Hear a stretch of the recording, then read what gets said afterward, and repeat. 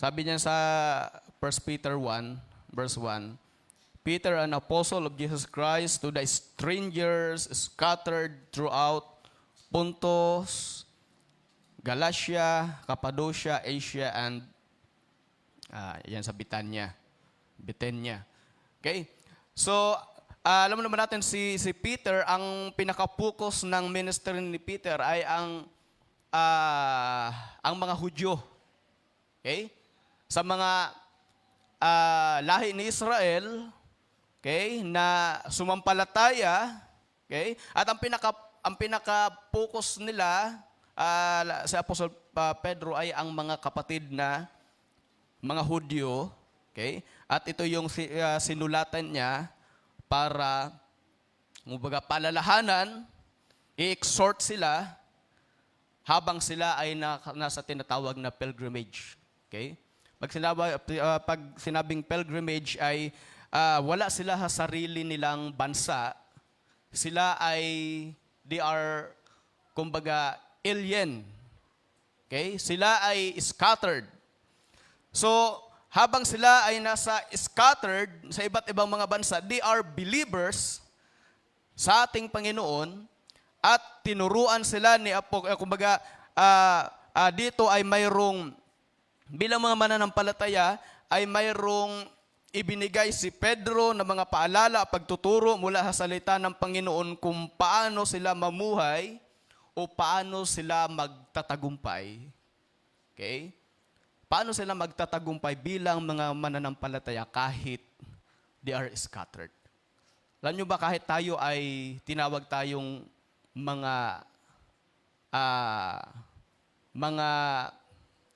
ang tawag dyan, tayo ay mga alien sa sanlibutan ito. Pag sabing alien, hindi yung mga, panood natin sa TV na pangit yung itsura. Pag sabing alien, yung mga hindi, they are strangers. Yan yung ibig sabihin ng alien. Tayo ay magiging katulad ng mga tao na tinatawag na they are lawless. Okay? Pagdating sa salita ng Panginoon na ginagawa ang kanilang sarili, gusto. Okay? Pagdating ng Sunday ay naitatak sa mga tao na ito ay family day. Okay? Ang Sunday, they are excited na matapos ang isang buong linggo. Okay? Ang Lunes hanggang Sabado ay matapos dahil ang linggo is family day. Okay? At maraming mga tao sa araw ng linggo ay sila ay naghahanda, hindi, kumbaga ang focus ay hindi ang Panginoon, kundi kung saan ang magandang lugar. Saan makapag-relax. Okay? So ibig sabihin, without the Word of God na ating tatanggapin, tayo ay gagawa, tayo ay magdidesisyon, ang ating pinaka-focus ay ang ating sarili. Okay? Without the Word of God, we are lost. Amen ba mga kapatid? Without the Word of God, kaya sabi ng banal na kasulatan, sabi ni sa Psalms, your Word, okay, is a light, is a lamp into my feet and a light unto my path. Okay? So dito ay in-encourage ni Apostle Pedro ang mga mananampalataya, mga Hudyo sa kanyang panahon, na mga strangers o mga pilgrims sa iba't ibang mga lugar sa kanilang panahon. Okay? At ang paalala dito ni Pedro, kung babasahin natin ang 5, sabi diyan, likewise, you young people, sa mga young people, submit yourself to your elders. Yes, all of you. Yan. So una, ay pininpoint ang mga young people. Okay? Nano, submit yourself to your elders.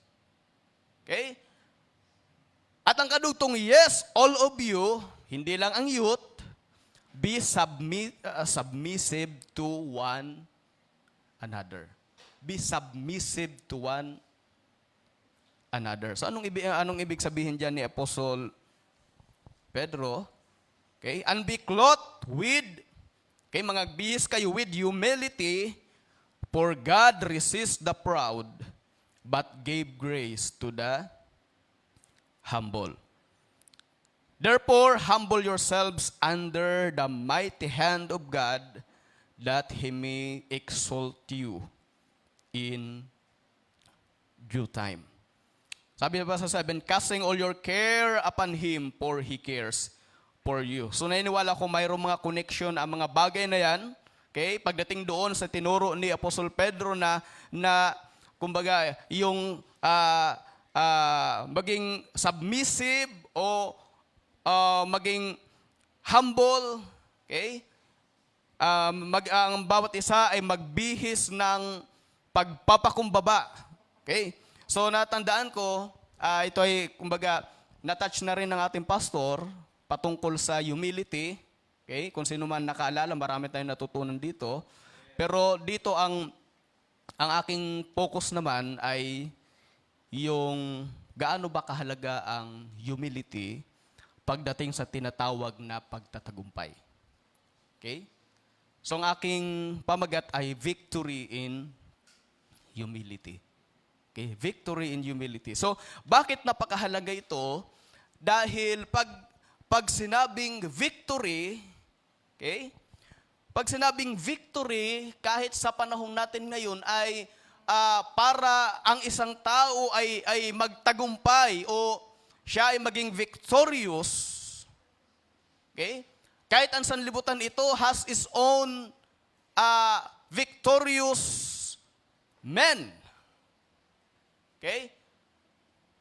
Na naka-record sa mga panahon o talaan ng record ng mundong ito, mayroong mga tinatawag na mga victorious men na nag-rise sa kanilang panahon. Naalala ko lang, ang Israel ay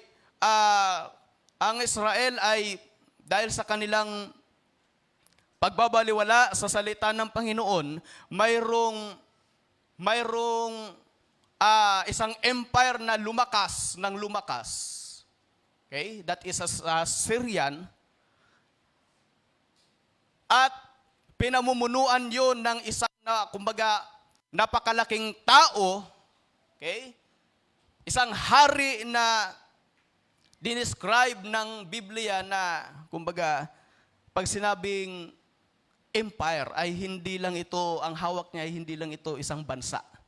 Pag sinabing empire sa panahon nila ay buong mundo ay halos sakop ng empire. Okay? At si Nabucodonosor ay siya yung hari, okay, ng empire na yun, ng Syrian, na kumbaga tinatawag King of Babylon. Okay?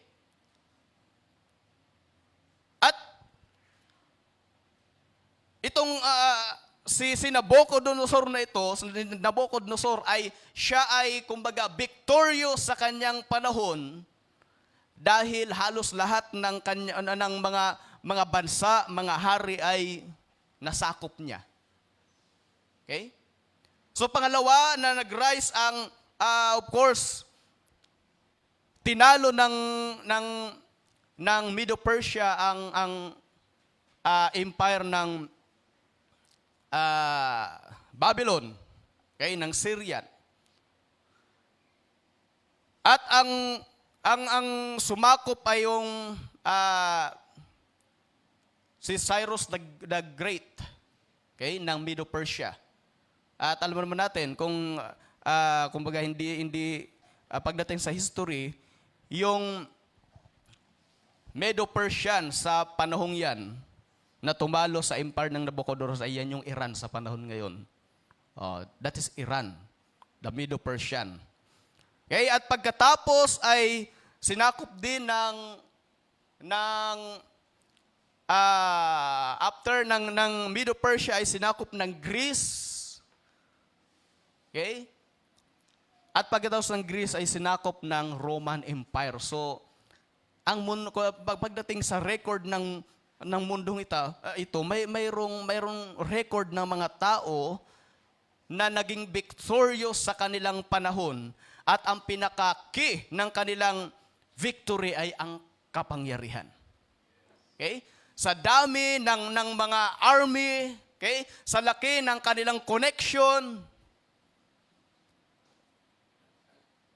at yan ay nakatala sa mga record, Alexander the Great. Okay? Kilala yan ng mga estudyante.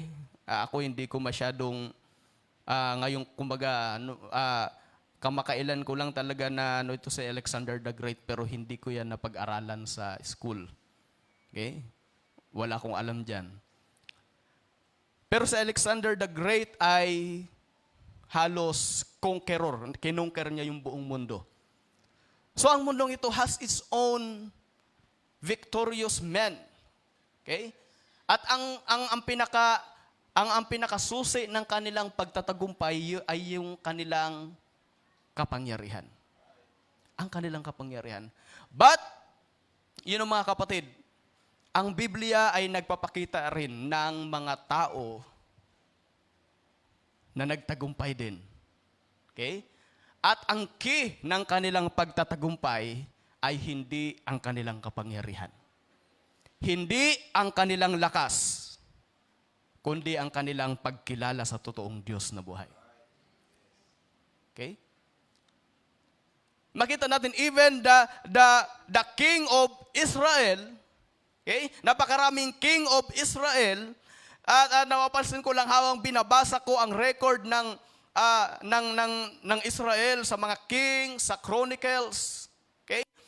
Nakita ko na walang hari sa Israel na nag-prosper nung kanilang tinalikuran ng Diyos at binaliwala. Walang naging victorious na hari sa Israel nung binabaliwala nilang salita ng Panginoon. In fact, kabaliktaran. Nung pinapabayaan nila ang Panginoon, ang Diyos ay inilalagay sila sa isang sitwasyon na sinasakop tuloy sila. Okay? So, pagdating sa tinatawag na victory sa Bible, mayroong kinalaman dito yung tinatawag na pagpapakumbaba. Okay? Kaya nga doon sa binasa natin, ang kasunod na ipinakita ng 6, sabi, therefore humble yourselves under the mighty hand of God that He may exalt you in due time. Tas ang kasunod, casting all your care upon Him, for He cares for you. Okay? Para sa akin, napakalaki ng connection ng pagpapakumbaba, okay, sa ating Panginoon pagdating sa tinatawag na victorious. But dahil sabi diyan, God resists the proud and He gave grace to the humble. So kung titingnan natin, nainiwala ko, ang isang tao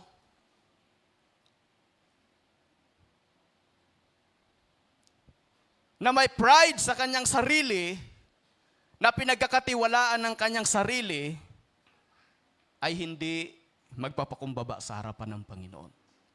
Do you believe ba, kapatid? That's why, alam nyo, ang mundong ito, kung makikita natin bakit pagdating sa school, tinuturuan ang mga bata na maging confidence. Okay? The key of sa matagumpay na buhay sa hinaharap ay maging, ang tinuturo ay maging confidence ka sa sarili mo. Bakit ka magiging confidence? Dahil mayroon kang tinanggap na mga karunungan. Okay? Paano nagiging confidence ang mga tao pag sila ay nakagraduate, nakakuha ng doctorate degree, masteral degree? So bakit sila nagiging tinatawag na, bakit sila may confidence? Okay? Bakit napakalaki ng kanilang tiwala sa kanilang sarili? Of course, dahil meron silang tinanggap na karunungan sa kanilang sarili. Okay? At makikita natin habang ang tao ay natututo, habang ang tao ay nakakatanggap ng malalaking degree, okay, na natatanggap nila dahil sa kanilang pagsisikap din naman na makuha ang bagay na yon, the more na tumataas ang kanilang rank, okay, the more na mayroon silang titulo, the more na hindi nila kinikilala ang Diyos sa kanilang buhay. Okay? Yan ang dahilan kung bakit walang emperor dito na huupo at makikinig. That's why walang mga malalaking tao dito na may mga masteral degree. Okay? Na mga sabihin nating mga di kampanilya na mga abogado na magtsatsaga, na uupo at makikinig sa salita ng Panginoon. Bakit na makabihira at halos wala nga? Dahil sa tinatawag na self-confidence. Pride ng tao.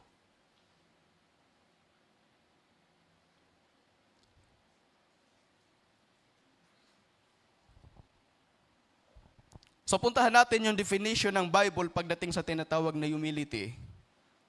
So, meron akong nilista dito. Sabi diyan, definition ng Bible, humility is not a low estimation of yourself. Okay?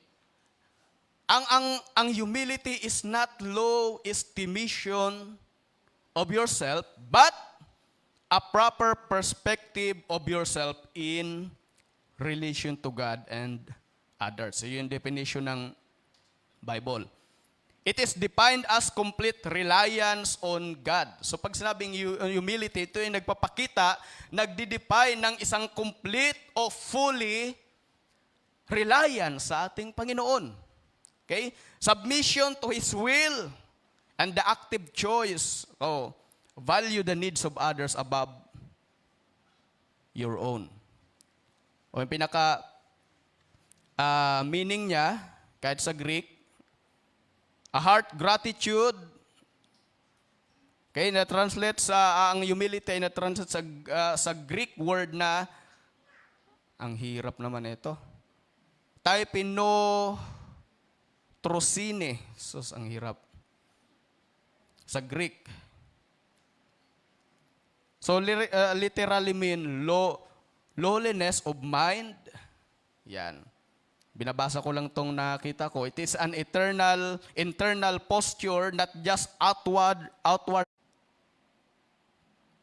Pangalawa, maging eagerly sa gawain ng Panginoon, hindi sa tinatawag na dishonest gain. Okay? Ibig sabihin, ang paglilingkod, kahit sa mga manggagawa, ang ating paglilingkod ay hindi para sa ating sariling kapakinabangan. Our service must be, ibig sabihin, kung nagpapasakop tayo sa ating Panginoon, kahit yung ating paglilingkod sa ating Panginoon ay hindi ito para sa ating sarili. Ito ay para sa kapanganan, unang-una ng ating Panginoon at sa kapakanan ng bawat isa. Not as being lords, okay, over the people. So, ibig sabihin, sa atin, bilang mga mananampalataya, makita natin na hindi tayo higit sa bawat isa. Okay? We are not lords over sa ating mga kapatiran. Okay? We must respect. Okay? Kahit ang mga mahihina ay kailangan natin dalhin, kahit yung mga, sabihin natin, mga palaging may complex sa atin, ay huwag natin silang ituring na mas mababa sa atin. We are brothers and sisters. Tayo pantay-pantay sa harapan ng ating Panginoon. We must clothe humility sa ating mga buhay. Bakit napakainam nito? Dahil ito yung key na ibinigay sa atin ang salita ng Panginoon para sa pagtatagumpay.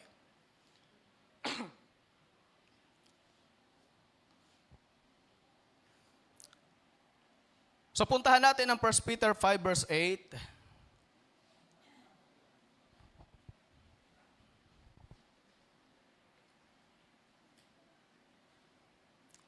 So tulad yung sinabi ko,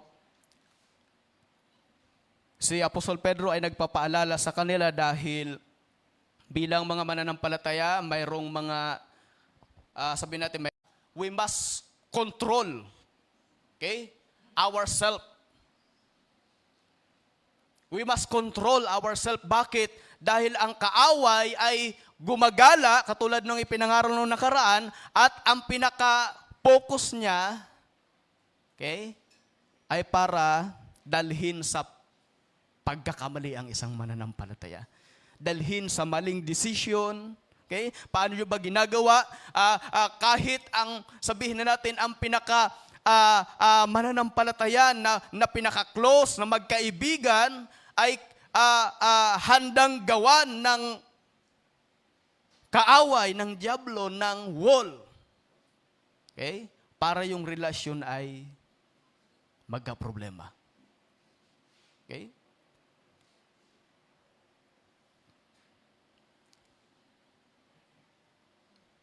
Ang kaaway hindi tumitigil sa paggawa para, of course, i-separate ang bawat isa sa atin.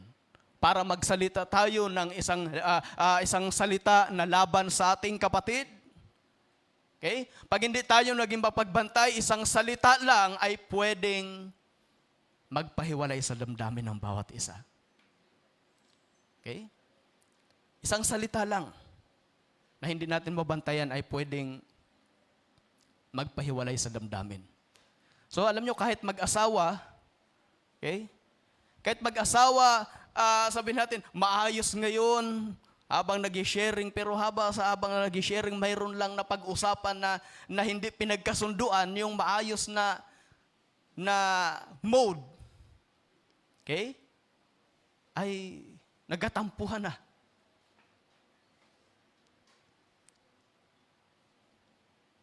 Maayos naman habang nag-uusap, nag-sharing pa nga, pero mayroon lang na nasabi yung isa, o napag-usapan ay nagkaroon agad ng conflict, at mula doon sa maayos na harmony ay biglang nagka-problema na agad. So anong ibig sabihin? Ang kaaway ay hindi tumitigil sa paggawa.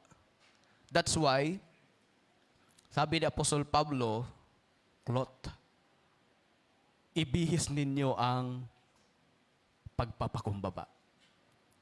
Okay? Pag sinabing pagpapakumbaba, binasa ko kanina, na ito yung bagay na kumbaga ini-esteem mo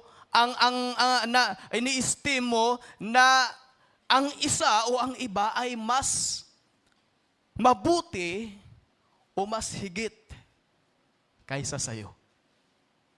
Okay? Yan ay humility. Kapag tayo ang ating sarili ay sineset natin as an standard, okay, na dapat hindi niya sinabi to, ako nga. Dapat hindi niya sinabi to, dapat ganito, ganyan. Dahil ako hindi naman nagsasalita ng ganyan, dapat hindi siya nagsasalita ng ganon. Okay? Kapag ang ating sarili ang ginagawa nating standard, that is, yan ay mahuwi sa tinatawag na pride. Ang tinatawag na humility, ito yung tinatawag na, kumbaga, pag-iestima mo sa iyong sarili na mas mababa o mas maigi ang iba kaysa sa iyo. That is humility. Kaya sabi diyan, be sober, be vigilant. Okay, in sober, be self-control. Okay? Binabantayan mo yung sarili mo. Be vigilant, be watchful. Okay? Alert. Awake. So, kailangan nating bantayan ng ating sarili, ng ating mga kilos. So, ibig sabihin, pag tayo ay nagiging sober, nagiging vigilant, ay madali nating makita yung totoo nating kaaway. Okay? Pag hindi tayo naging mapagbantay, kumbaga wala tayong self-control, okay? Hindi tayo naging mapagbantay, pwede nating kaawayin ang ating kapatid sa Panginoon. Okay? Pag hindi tayo naging mapagbantay, pwede nating ituring na kaaway ang ating kapatid sa Panginoon, which is hindi naman siya kaaway. Ang ating asawa, hindi natin kaaway. Ang ating kapatid, hindi natin kaaway. Bagamat kung mayroon man isang kapatid na talagang sabihin natin na mayroong pagkakamali na madalas na nagkakaroon ng conflict sa iyo, okay? At hindi ka naging mapagbantay, maaari mong ituring na kaaway ang iyong kapatid.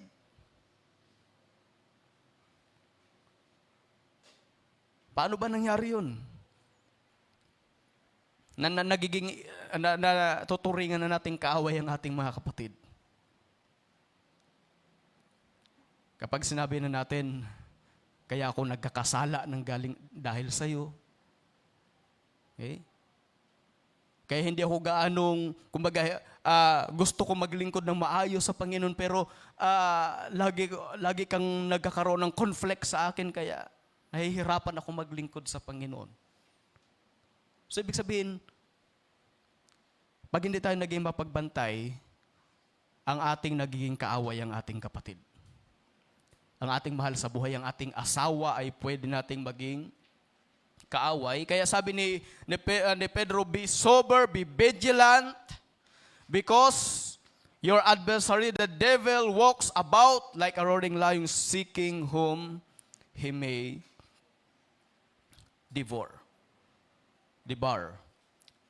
So ang ating totoong kaaway ay walang iba, ang ating si Satanas, mga kapatid. Hindi ang ating kapatid, hindi ang ating asawa. Okay? Ang ating totoong kaaway ay si Satanas. Okay? Kung mayroon mang kapatid na nagkakaroon lagi ng conflict sa iyo, okay? O nakakasakit sa iyo, be sober. Hindi siya ang ating kaaway, hindi siya ang iyong kaaway. Ang ating kaaway ay ang kaaway, si Satanas.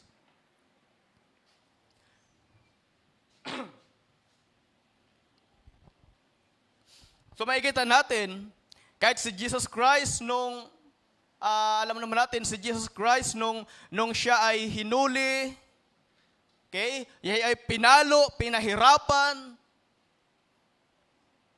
hanggang doon sa krus, nung siya ay malapit ng mamatay, anong sabi ng ating Panginoon? Ama, patawarin niyo sila. Okay? Patawarin niyo sila. Ibig sabihin na even si Jesus Christ ay sinaktan talaga ng mga tao sa kanilang panahon, pero nung malapit na mamatay si Jesus Christ, hindi siya nagbanta, lagot ka. Pagdating ng panahon, ikaw yung una-una kong dadalhin sa impyerno. Okay? So makikita natin kahit yung buhay ni Jesus Christ ay, kumbaga,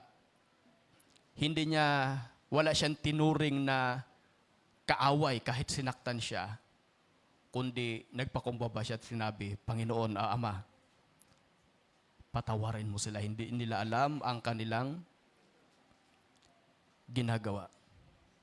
Okay? So kailangan natin bantayan ang ating sarili. Alam niyo ba, yung marami tayong pagdating sa buhay mananampalataya, marami pa tayong kailangan matutunan kahit sa ating karakter, kahit sa ating ugali. Okay?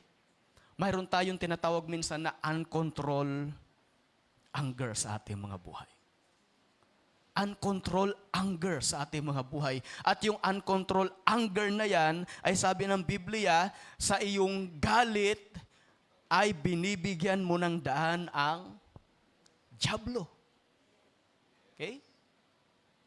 Binibigyan daan ang dyablo at sa iyong pagkagalit, okay, ay hindi ka magdi-display ng kapurihan sa ating Panginoon. Do you believe, mga kapatid? Ang isang uncontrolled anger ay hindi magsasalita ng kapurihan sa ating Panginoon. Ang uncontrolled anger ay magsasalita ng laban sa kanyang kapatid.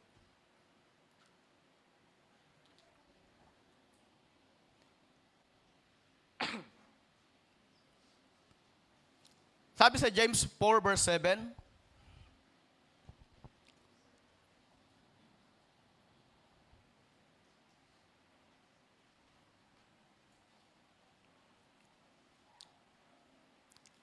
sabi dyan, verse 7 na tayo.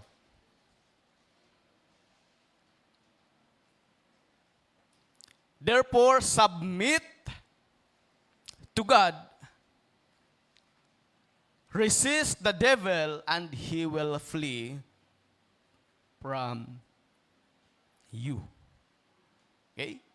So sabi diyan, anong una? Submit to God.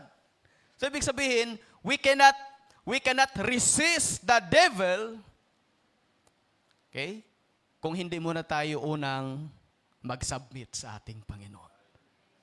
So alam nyo, maraming time na sa ating mga decision, okay, sa ating mga decision ay sa ating, ibig sabihin sa ating sariling pagkilos, ay maraming pagkakataon na tayo ay natatalo ng kaaway sa labanan. Okay? Kahit sa ating mga desisyon. Kahit sa ating mga desisyon, we can decide, okay? Pwede tayo mag-desisyon sa ating sarili.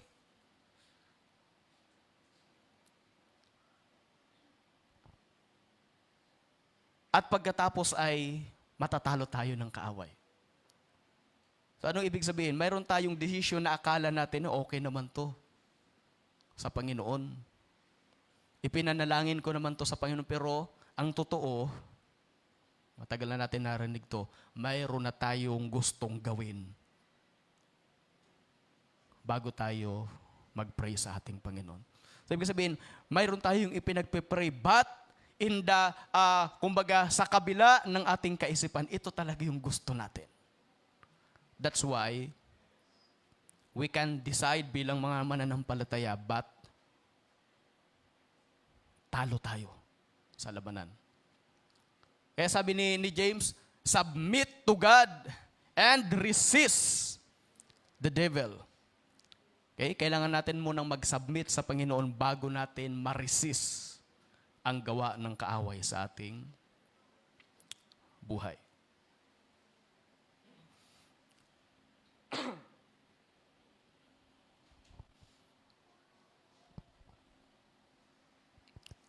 So bakit napakahalaga ng humility?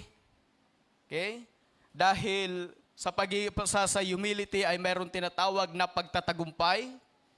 Okay? Makikita natin diyan sa 1 Peter 5 verse 6, therefore humble yourselves under the mighty hand of God, that He may exalt you in due time. Okay? So, ibig sabihin,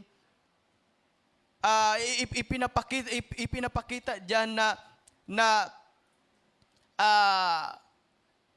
we must humble ourselves, we must submit ourselves sa makapangyarihang kamay ng Panginoon dahil siya talaga yung pinakasusi ng pagtatagumpay. Okay? Siya talaga ang nag-aangat sa tao. Siya talaga ang nagbibigay ng pagtatagumpay sa isang mananampalataya. Okay? Makikita natin kahit yung mga list sa Biblia ng mga tao na ibinaba ang kanilang sarili. Okay? Kahit si Joseph, siya ay sinaktan ng mga kanyang mga kapatid, ibinenta. Okay? Pero pagdating ng panahon pagdating ng panahon ay mayroon siyang pagkakataon na bumawi sa kanyang mga kapatid. But ang sabi ni Joseph,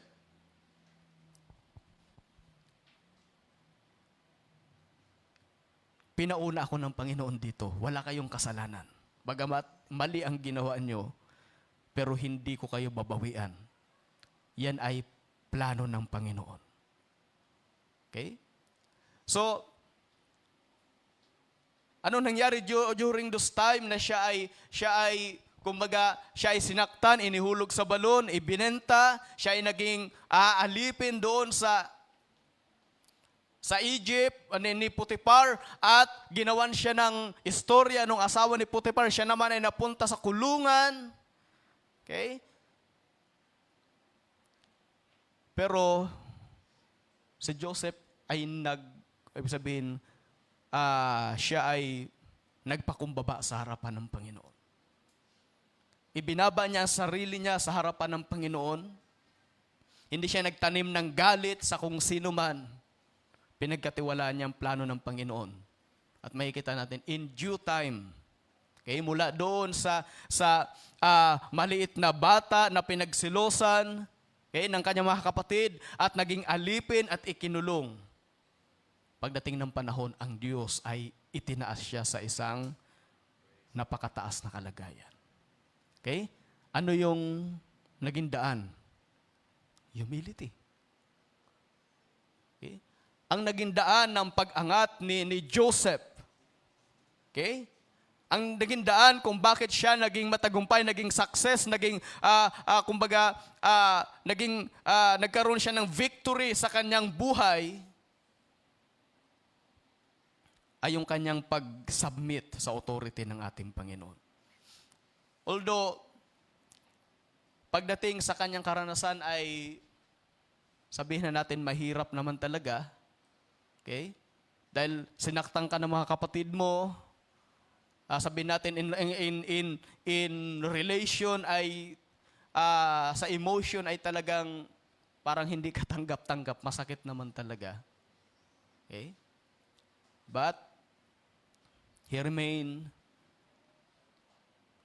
humble sa harapan ng Panginoon, at yun ay nakita ng Panginoon. At in due time, ay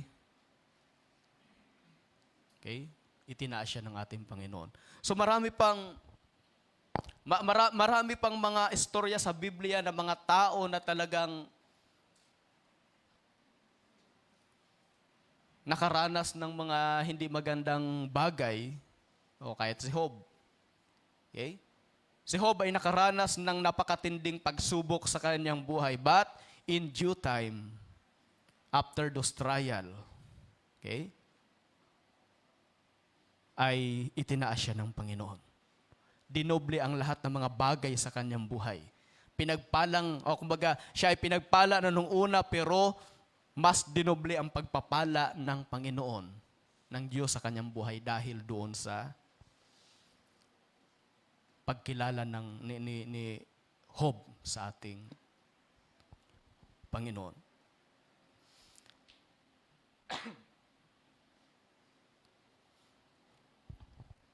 So napakahalaga ng tinatawag na humility, dahil para sa akin ito yung sekreto ng pagtatagumpay sa ating mga buhay.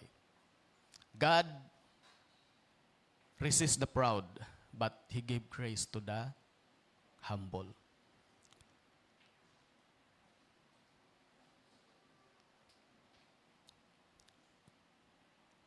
At makikita natin ang pinaka-ultimate na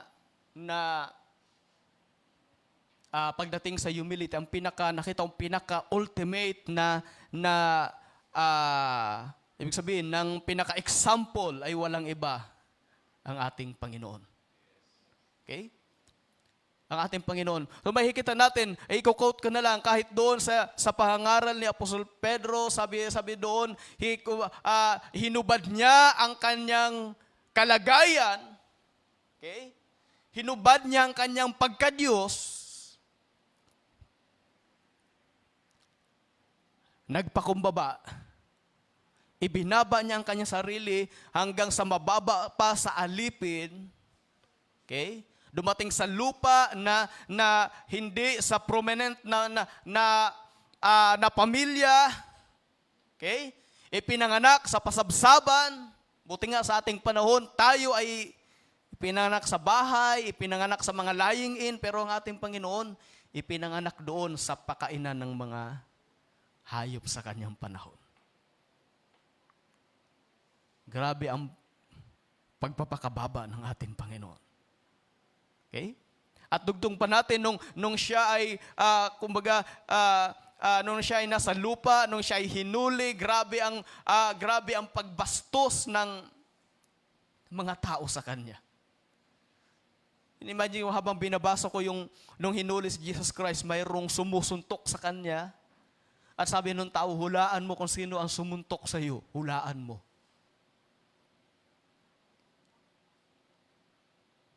Siya ay dinuduraan sa mukha ng mga tao. At sabi ng kasulatan, para siyang isang tupa na dinadala sa patayan kahit anong gawin ng tao, okay, ay walang imik. Yan ay nagpapakita ng humility. At alam naman natin sa ganoong bagay, okay, sa pamamagitan ng humility ni Jesus Christ, okay, He conquer all, mga kapatid. Sa pamamagitan ng humility na yan, yung malakas na sabihin natin na kapangyarihan ng kaaway sa ating buhay ay pinagtagumpayan ng ating Panginoon dahil sa pagpapakumbaba hanggang doon sa kamatayan sa krus. Niisip ko lang kung si Jesus Christ nung dumating sa lupa ay nag-gathered ng army, okay? At nung siya ay hulihin ay tumawag siya ng anghel sa langit na pulupulutong at pinatay ang mga sundalo para hindi siya mahuli. Ano kaya ang ating buhay sa panahon ngayon? We are hopeless. Pero salamat, dahil sa humility ng ating Panginoon, we are saved. Tayo ay nakalaya sa kapangyarihan ng kaaway. Dahil sa pagpapakumbaba ng ating Panginoon, tayo ay nakalaya mula sa gapos ng kasalanan at ng kamatayan. So, bakit napakahalaga?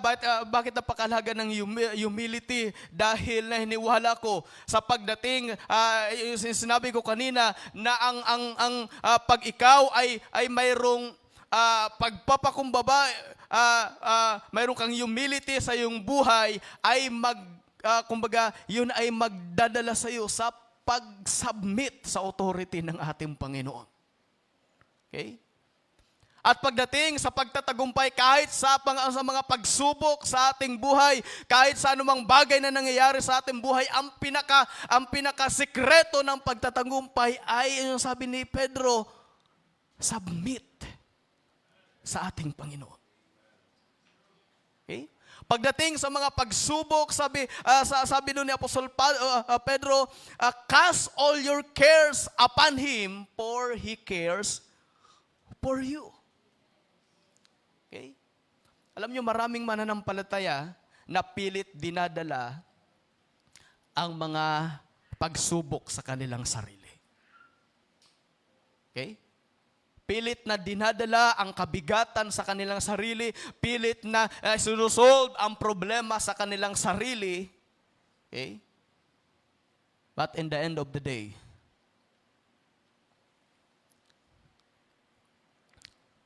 maaring yung iba ay nababackslide. Maaring iba ay kumbaga lubusang nanghina sa paglilingkod. Bakit? Hindi natin kaya sa ating sarili, mga kapatid. We are hopeless without God sa ating mga buhay. Kaya sabi ni Pedro, casting all your cares upon Him. Pag sinabing casting all your cares upon Him, ito ay nagpapakita ng isang, kumbaga, you are submit.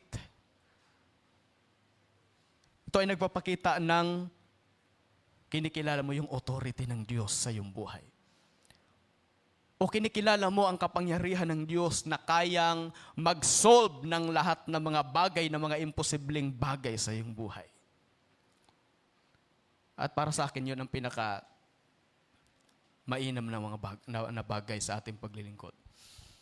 So makikita natin dyan, ano yung resulta ng submission, okay? Ano yung resulta ng pag ikaw ay nag-submit sa ating Panginoon, kapag inilapag mo ang iyong mga kabigatan sa ating Panginoon. Okay, makikita natin dyan sa, balikan natin yung 5. Try ko na hindi ako masyado magtagal. As train ko rin sa aking sarili. Medyo nahihirapan akong magpaiksi. Okay? Sabi diyan, sa 10, ay sa 9 pala.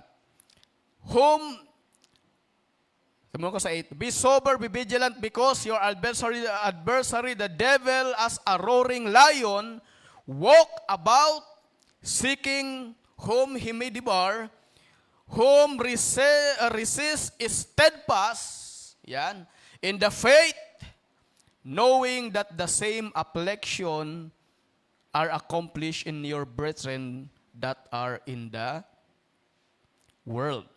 Okay? So pinapakita diyan, kumbaga, kahit yung ating mga kapatid, mga mananampalataya sa mga unang panahon, okay, sila rin ay may mga affliction, sila rin ay mayroong mga kabigatan katulad sa atin.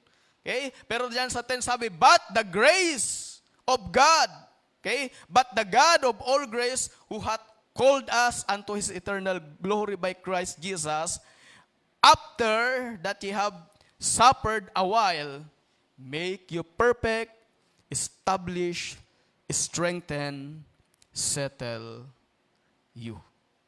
Okay? So makikita natin, ang mga pagsubok, ang mga kabigatan ay, kumbaga, hindi ito bago sa atin bilang mga mananampalataya.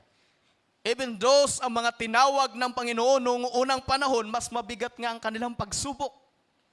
Okay? Dahil hindi lang internal, kundi kahit yung physical na kanilang katawan ay talagang nakakaranas ng sakit. Okay? Hindi lang emotion, kahit yung kanilang katawan ay talagang pinapalo dahil sa pananampalataya. At sa ating panahon, we have many, sabihin natin, mga tribulation din naman. Marami naman tayong pinagdadaanan. Okay? Pero para sa akin, mas matindi pa rin ang pinagdaanan ng mga mananampalataya noong unang panahon. Mas maraming tiniis nila, mas maraming bagay na kanilang, kumbaga, na kanilang naranasan kaysa sa atin. Okay? Imagine, tayong bilang mga mananampalataya, kahit sa panahon natin ngayon, mayroong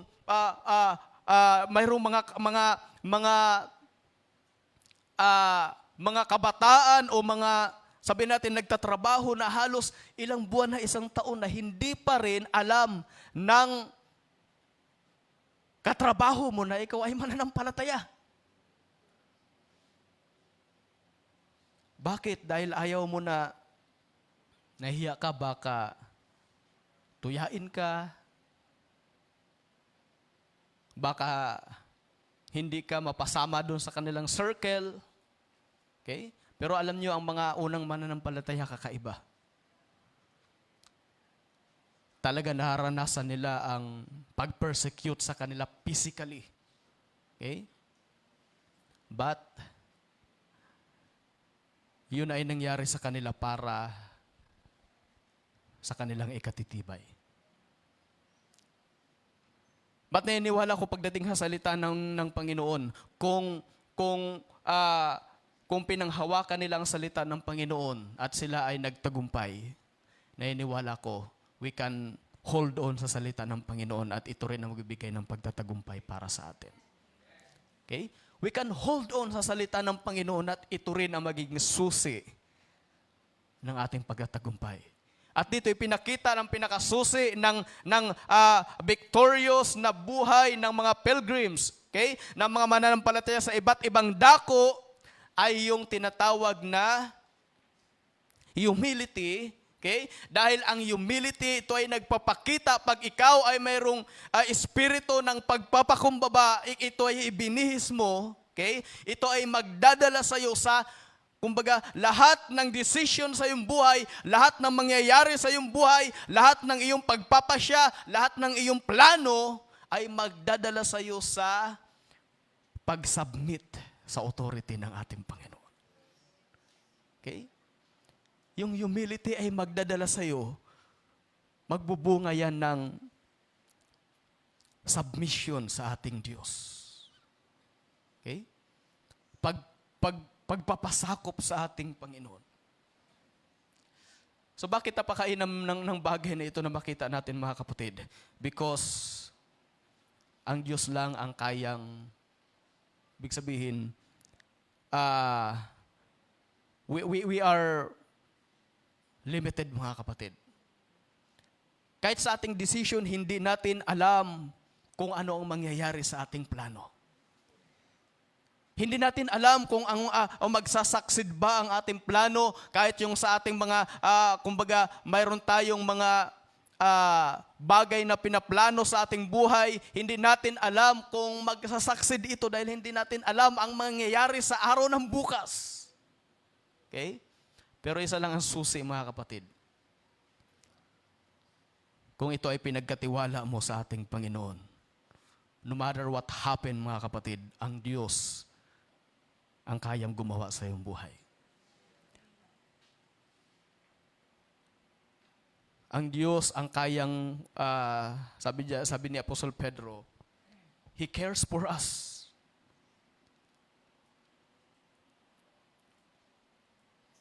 Kaya ng Diyos na tulungan tayo, kaya ng Diyos na ingatan tayo, mga kapatid. Kaya ng Diyos na itawid tayo sa mga pagsubok, kaya ng Diyos na itawid tayo sa anumang uri ng mga kabigatan sa ating mga buhay. Do you believe, mga kapatid? Okay? So hindi ko alam ang pinagdadaanan ng bawat isa, but we have own struggle, mga kapatid. We have own struggle. We have own, ibig sabihin, sa ating mga struggle ay mayroong kanya-kanya itong bigat. Okay? Pero niwala ko hindi pinag-uusapan dito kung sino ang pinakamabigat, sino ang may mas magaan, sino ang may mas mabigat na mga dinaranas sa ating panahon. Ang pinag-uusapan dito, mayroong sekreto ng pagtatagumpay, and that is humbleness sa harapan ng ating Panginoon. Humility ay magdadala sa iyo para lahat ng bagay ay ipasakop mo sa ating Panginoon. Sabi sa Proverbs, trust in the Lord with all your heart and lay not unto your own understanding. That is common verse, pero para sa akin, ang totoong pagtitiwala sa Panginoon ng buong puso ay magdadala sa iyo para hindi magtiwala sa iyong sariling kaunawaan. Okay? Ang totoong pagtitiwala sa ating Panginoon na hindi magdadala sa atin sa pagtitiwala sa ating sarili. And all your ways, acknowledge Him, and He will direct your path. So doon yung sinabi ko, we have decision, we have desire, we have plan sa ating mga buhay, but kumbaga, yung ating mga paningin, ito ay napakalimitado lang. Okay? Pwede tayong ma-failed. Okay? Sa ganito, pwede ma-fail tayo sa ganyan. Okay? But God, na ating pinaglilingkuran ay hindi na-failed sa anumang bagay, mga kapatid. Ang ating Diyos na pinagkakatiwalaan ay hindi pwedeng magkamali ng desisyon sa ating buhay. Marami tayong pwedeng desisyon na pagkakamali. But, kung yung plano na yan, yung desire na yan ay ipinasakop mo sa ating Panginoon, God cannot fail sa ating mga buhay. Ang Diyos ay hindi pwedeng magkamali. Hindi pwedeng sabihin ng Diyos, naku, mali ako ng desisyon. Buti kung tinuloy mo na lang yung balak mo, siguro okay pa. Ang Diyos ay hindi pwedeng magkamali, mga kapatid. Ang Diyos ay hindi pwedeng magkamali. Tayo ay pwedeng magkamali. So hindi ako magtatagal.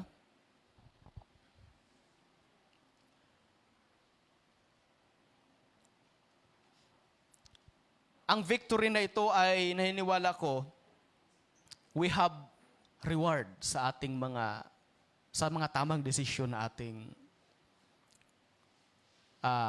ibig sabihin sa mga tamang desisyon na ating ginagawa with the consent, with the ibig sabihin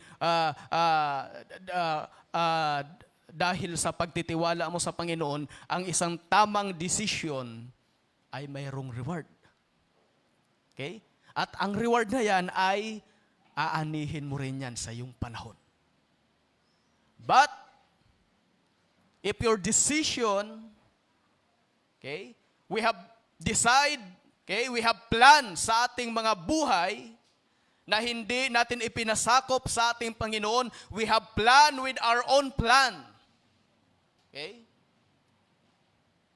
Tayo rin naman ay mayroong, in contrast, mayroong kabigatan sa ating mga buhay.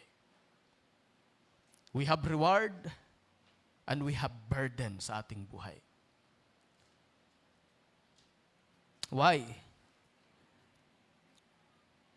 Dahil kung ating pagdidesisyon ay para sa ating kagustuhan, sa ating sarili, we have failed. But God, tulad ng sinabi ko, hindi. Sabi sa James, every perfect gift, okay, ay nanggagaling sa ating Panginoon. At ang bagay na ibinigay ng Panginoon is complete. Okay? Pag ng Diyos ay nagkaloob, ito ay kompleto. At sabi nun, walang kasamang kapanglawan. Walang kasamang kabigatan. Kapag ang Diyos ang nag-decide, ang Diyos ang nagbigay. Okay? Pero pwede natin sabihin, kapag ginawa natin ang kalooban ng Panginoon, it seems na mahirap sumunod. Mayroong mga kabigatan, totoo yan. Okay? But ang kabigatan na yan ay pwedeng pansamantala lang yan. Pero pagkatapos ay papakita sa iyo ng Diyos, ito yung tamang bagay. Ito yung tamang desisyon. Ito yung tamang hakbang para sa atin. Okay? So, makikita natin yung significant ng ating Panginoon nung siya ay nasa lupa. Okay? So, ang masasabi kong significant, kumbaga nakita natin karakter ng ating Panginoon. Of course, He is great. Siya ay mabiyaya. Siya ay, nung kanyang panahon, ay nagpagaling siya ng mga may sakit. Okay? Mayroon siyang kapangyarihan. Mayroon siyang compassion sa mga tao. Okay? Pinakain niya ang mga nagugutom sa kanyang panahon. Okay? Pero ang pinaka-significant na karakter ng Panginoon nang siya ay nasa ibabaw ng lupa ay yung humility. Okay? Pagdating sa humility, tulad na sinabi ko, he conquer all. Okay? Hindi lang sa internal, kumbaga, nakalagayan, kahit sa, kumbaga, sa spiritual realm. Okay? Yung humility ni Jesus ay nagdala para i-conquer ang lahat ng mga bagay, kahit ang kapangyarihan ng kaaway, ay kinonquer niya sa pamamagitan ng humility. Kaya yan ay napakainam na bagay, mga kapatid. So ano tinuturo ng ating Panginoon para sa atin? Philippians 2 verse 5. Philippians 2 verse 5. So, ito ay mga reference para makita natin gaano ka halaga ito. Let this mind be in you, which, basahin natin sa Tagalog para masundan ng lahat. Sabi diyan, mga karoon kayo sa inyo ng pag-iisip na ito'y na kay Kristo Jesus din naman. Na ano? So 6, na siya bagamat nasaan yung Diyos. So yun yung kinote ko kanina, ay hindi niya inaring isang bagay na nararapat panangnan ang pagkapantay niya sa Diyos. 7, kundi bagkos hinubad niya ito at nag-anyong alipin na nakitulad sa mga tao. Sa 8, at palibasay na sumpungan sa anyong tao, siya'y nagpakababa sa kanyang sarili na nagmasunurin hanggang sa kamatayan. Oo, sa kamatayan sa krus. Sa 9, kaya't siya naman ay pinadakila ng Diyos at siya'y binigyan ng pangalang lalo sa lahat ng pangalan. Sa 10, upang sa pangalan ni Jesus ay iluhod ang lahat ng mga tao nang nangasa langit at nangasa ibabaw ng lupa at nangasa ilalim ng lupa. Sa 11, at upang ipahayag ng lahat ng mga dila na si Hesukristo ay Panginoon sa ikagluluwalhati ng Diyos Ama.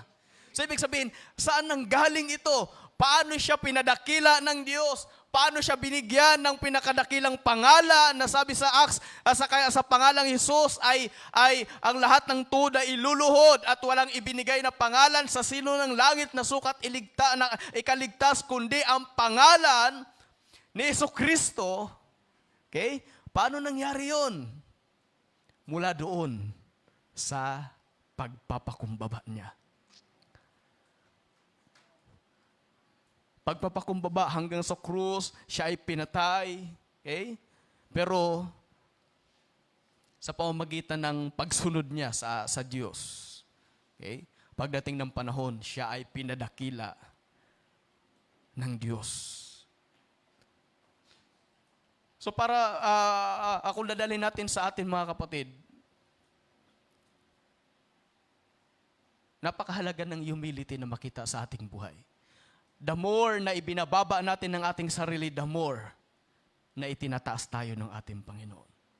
The more na itinataas natin ng ating sarili, the more na ibababa tayo ng ating Panginoon. Okay? Kahit nung si Jesus ay nasa lupa, okay? Sabi ng mga alagad, sino ba pagdating ng panahon, Panginoon, sino kaya ang pinakadakila? At may isang nanay na pumunta kay Jesus Christ na nag-request, Panginoon, request ko lang, pagdating mo sa karihan, itong anak kong isa, ilagay mo sa kanan mo, yung isa naman na anak ko, ilagay mo sa kaliwa mo. Gusto agad magkaroon ng pwesto. Gusto ng, ang tawag dyan, magsipsip sa Panginoon. Gusto na magkaroon ng padrino. Okay? Pero sabi ni Jesus Christ, sino man na gustong dumakila, ay mag-aral muna na maglingkod sa kanyang kapatid. Okay? Dahil, sabi doon, ang nagpapakumbaba ay itinataas ng ating Panginoon. Okay? Alam niyo ba, kahit sa balikan ko yung mga conflict natin bilang magkakapatid.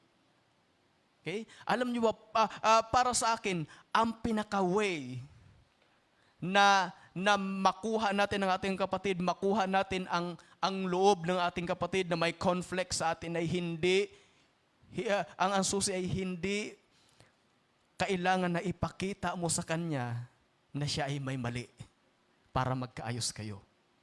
Okay? Kundi kahit na siya ay nagkamali sa iyo, ibaba mo rin ang iyong sarili. Okay? Humingi ka rin ng pasensya. At para sa akin, yung isa na mayroong conflict, pag nakita niya yung pagpapakumbaba mo ay sunod na rin siya magpapakumbaba. But, if we pursue, okay? Marami na rin akong mga kinausap, marami na rin mga problema na ipinagkatiwala sa akin ng ating pastor na ayusin. Okay? Pero ang nakita kong hindi effective talaga pag nagkaharap ay ito. Mas lalong lumalaki ang issue, mas lalong lumalala ang sabihin na natin kumbaga mas lumalalim yung sabihin na natin yung emotion kapag naghahanapan sino yung mali. Ikaw yung mali. Ikaw kasi nagsimula, ikaw yung ano. Okay? Yun ang nakita kong sa pag-aayos, yun nakita kong napakahirap. Okay? Na ipakita ng isang kapatid na mali ka kasi nauna ka kasi nagsalita ka kasi ng ganito, ganyan. Okay? Ito naman yung napansin ko na madaling magkaayos.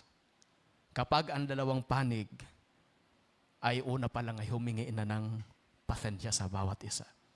Inacknowledge na siya ay mali, siya ay may mali. Okay? At ang tawag dyan ay humility.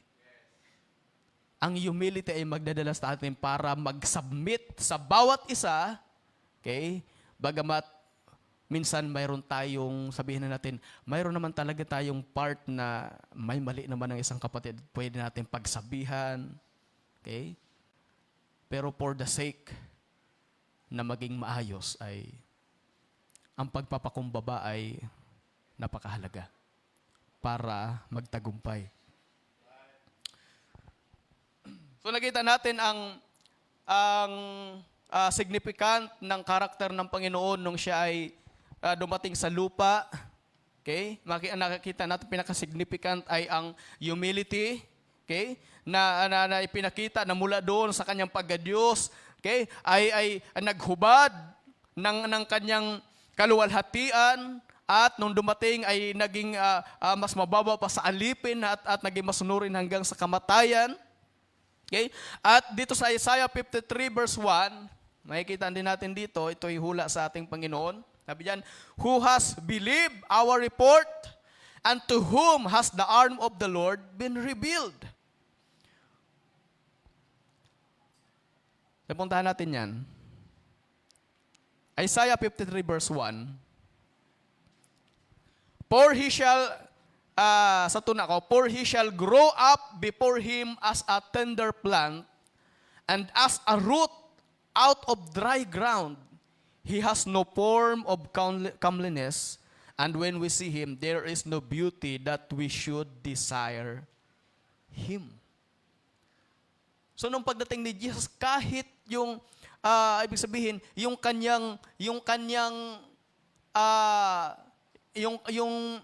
lugar na pinagmulan niya, which is yung Nazareth, ay sa panahong yan ay negative. Okay?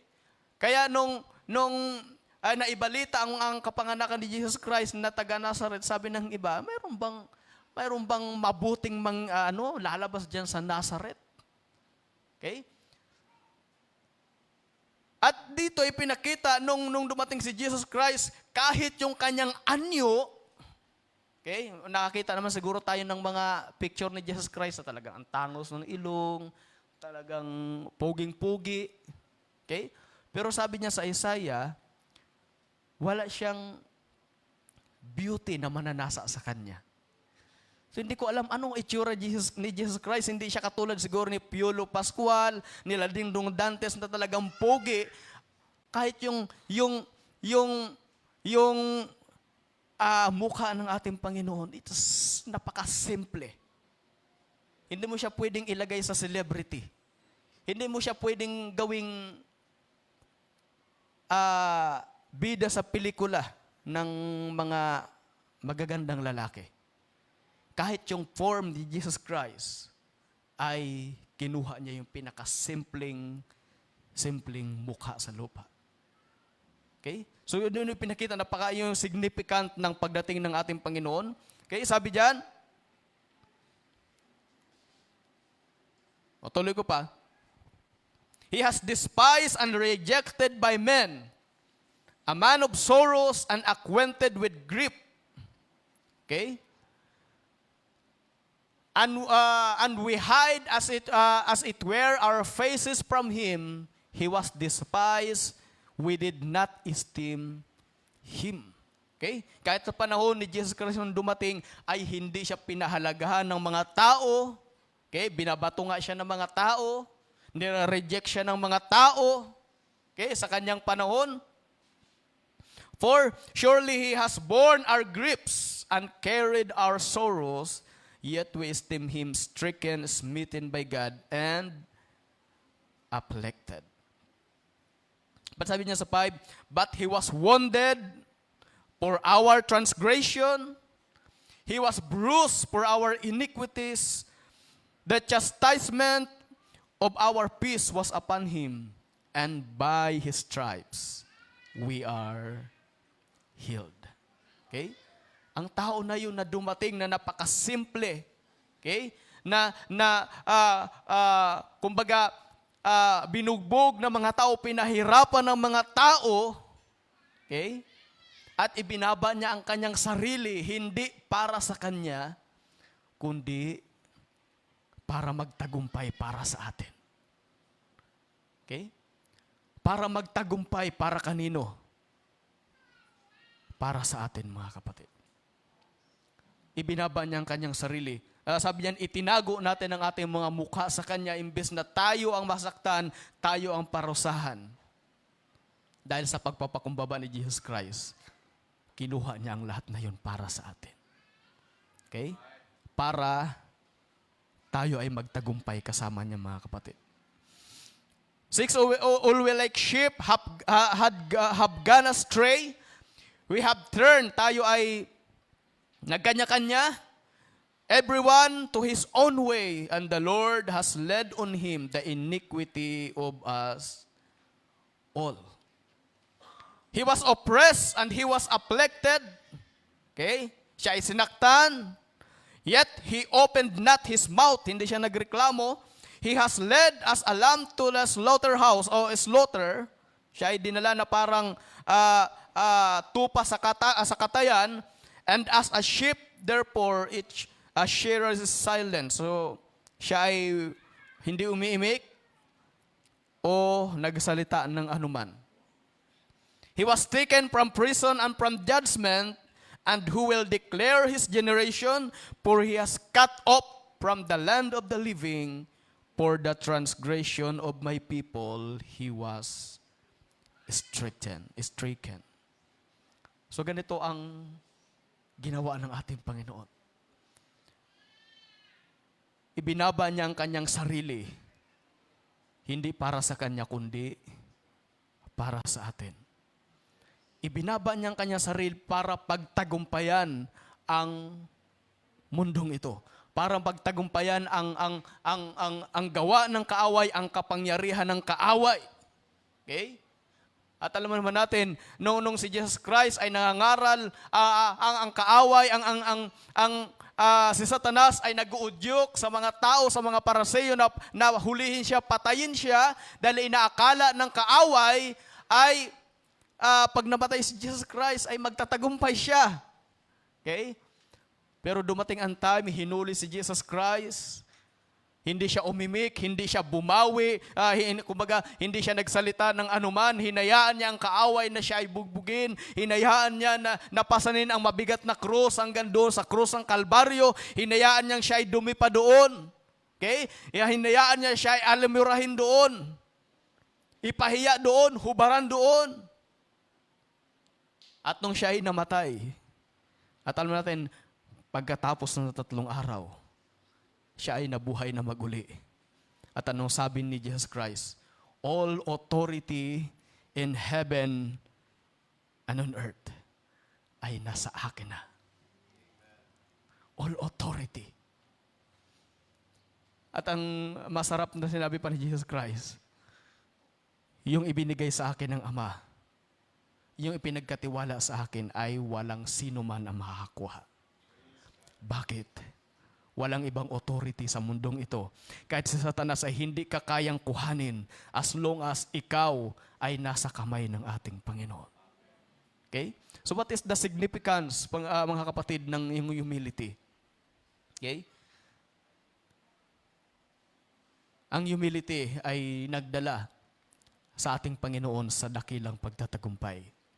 At even sa ating mga kapatid, ang humility ay hindi kahinaan. Ang humility ay hindi pag-self-pity o pagbaba sa ating sarili. That is a good character na kailangan nating ibihis para pagtagumpayan natin ang gawa ng kaaway sa ating buhay. Well, we are pilgrims, mga kapatid. Tayo ay nandito pa sa mundong ito habang tayo ay nagtatagumpay. Let us clothe humility sa ating buhay. Dahil humility is the key to victory. Humility is the key to every conflict ng mag-asawa, every conflict ng mga magkakapatid sa Panginoon. Ay iniwala ko, bago matapos ang taong ito, marami pa tayo magiging conflict. Kahit yung pinakamalalapit sa ating kapatid, pwedeng makagawa ang kaaway at masaktan ang ating damdamin, mailayo ng kaaway ang ating damdamin. But the fruit of humility is submission. Sa kapangyarihan ng Panginoon, submission sa ating mga kapatid. Tulad ng sinabi ni Apostol Pedro, mga kabataan, magpakumbaba kayo. Okay? Mga may edad, magpakumbaba kayo. Hindi ibig sabihin na ang mga bata ay mga mas bata sa atin ay ituturing natin sila na mas mababa kaysa sa atin. Maaaring ang Diyos ay maglagay ng salita sa isang mas batang Kristiyano at sawayin tayo.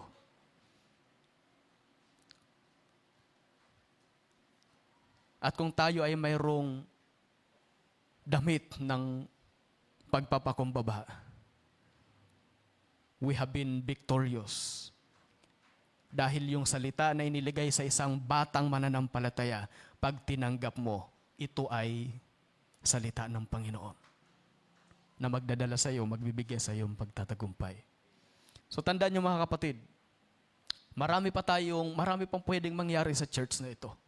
Marami pang pwedeng maging conflict between you and me, between sa kanya at sa inyo, sa mga mag-aasawa. Okay? Marami pang gagawing conflict ang kaaway. But humility ay napakainam, mga kapatid. Mayroong pagtatagumpay sa pagpapakababa natin. I hope na kukuha niyo ang ibig kong sabihin, mga kapatid. Napakainam ng humility na ito. At nakita natin, insignificant si Jesus Christ. Nung dumating sa lupa, yan yung bagay na kanyang ipinakita sa atin. Sa pamamagitan ng pagpapakumbaba ay pinagtagumpayan niya ang lahat ng mga bagay. At even sa atin, sa pamamagitan ng pagpapakumbaba, naniniwala ko kaya nating pagtagumpayan ang mga conflict. Kailangan naniniwala ko kaya nating i-handle ang mga problema between sa ating mga kapatid, between sa mga bagay na mangyayari pa kapag tayo ay may humility sa ating mga buhay. Mari ba natin palakpakan ng Diyos sa mga oras na ito?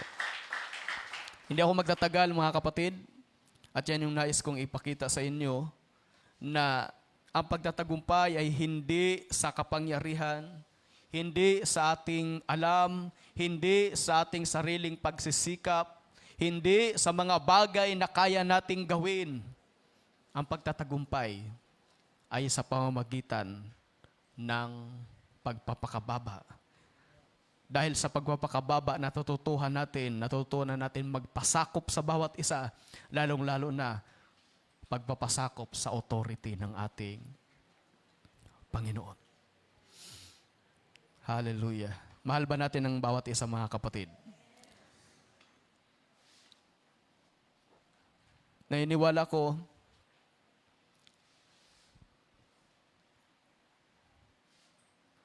tulad ng binasa natin, ang kaaway ay hindi tumitigil. Pag nakikita niya na lalo nagiging maayos ang relasyon natin sa bawat isa, hindi natutuwa ang kaaway. Pag nakikita niya na lalong nagiging maganda ang ating pagsasamahan bilang mga mananampalataya, hindi natutuwa ang kaaway dyan. Gagawa at gagawa ang kaaway. Okay? But, kung bawat isa sa atin ay mayroong tinatawag na pagpapakumbaba, we can easily solve, okay, the conflict between sa bawat isa, kahit sa mag-asawa.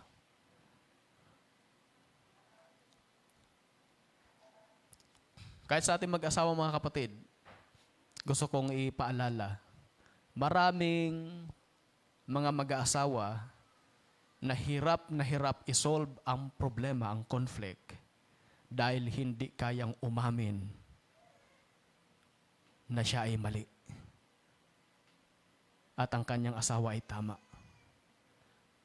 Marami sa atin, kumbaga, bilang mga mananampalataya, bilang mga mag-aasawa, na nahihirapang i-handle ang ating mga problema dahil mayroon tayong pride sa ating puso.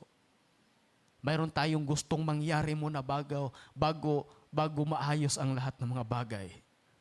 But the key para sa, kumbaga, pagtatagumpay ay ang pagpapakumbaba natin sa bawat isa. Pag-amin na, tama ka, mali ako. So sa oras na ito, mga kapatid, nakita natin kung gaano kahalaga ang humility at yun ang ipinakita sa atin ng ating Panginoon. Okay? Ipinakita sa atin na ang humility ay nagdala sa dakilang pagtatagumpay ng ating Panginoon. At dahil sa humility na yan, tayo ay narito ngayon, okay? Tayo ay narito ngayon, nakilala natin ang ating Panginoon. We are served sa ating Diyos na buhay. Ay inabot tayo ng biyaya dahil sa ating Panginoon na naging masunurin hanggang doon sa cross ng Kalbaryo. And sa aking pagtatapos, mga kapatid, yan ay napakahalagang bagay na ating isuot. Na ating maging mga karakter, mga kapatid. Bakit? Darating ang panahon, kung hindi ako maging mapagbantay, pwede ako magpapagsalita ng laban sa inyo at pwedeng sumama ang loob nyo sa akin. Okay? But, meron tayong standard, salita ng Panginoon. We have submit to one another. We have submit to the authority. Ibigay natin ang ating kabigatan sa ating Panginoon. Huwag natin itapon ang ating kabigatan sa ating mga kapatid, but ilapag natin sa ating Panginoon. At ang Diyos ay kayang mag-ayos ng mga problema. Do you believe, mga kapatid? Palakpakan natin ang ating Diyos sa buhay. Tayo magsitayo sa oras na ito.